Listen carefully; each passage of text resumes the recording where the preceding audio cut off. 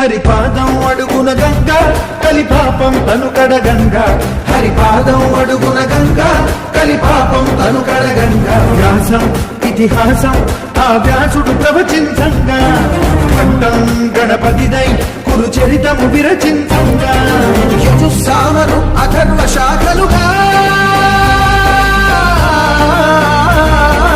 ఓంకారేశ్వరి శ్రీహరినగరి ఇదిగో రాబదరి, వైకుంఠేశ్వరి శివికి నగరి అదిగో మహిమగిరి.